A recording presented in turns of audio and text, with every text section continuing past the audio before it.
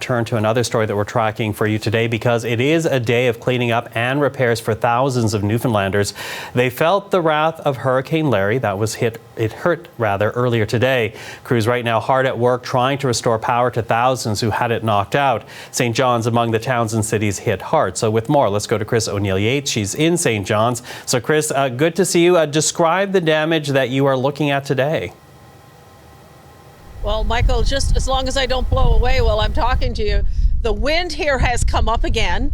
It came up really high last night and it had rain with it, but this was always supposed to be a wind and waves event.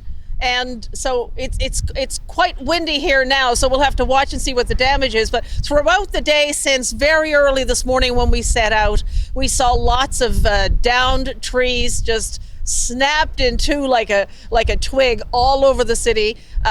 Traffic lights out, power out to about 60,000 customers of Newfoundland Power. Right now at this point, about half of those are back. We've seen roofs that have blown off homes. We went and saw a couple of them, and a school in the city.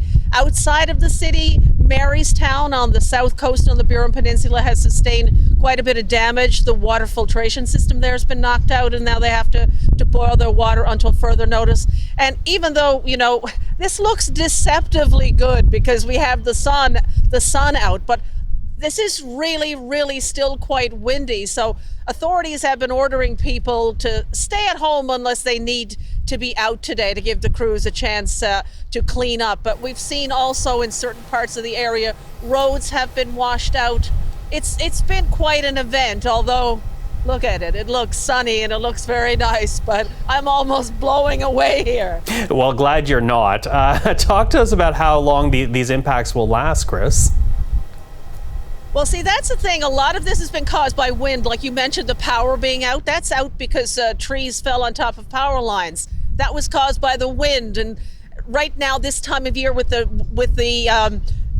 leaves on the trees, they're almost like a sail. They're catching the wind.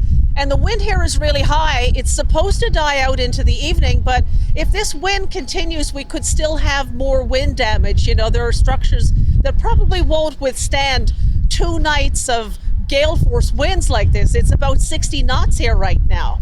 So we'll have to look and see whether, you know, the structures that have withheld will continue to, and whether more trees will come down and what we might be looking at. Because as I mentioned, this is a wind event, not so much a rain event. And that wind doesn't, at this point, show any signs of dying out yet, Michael.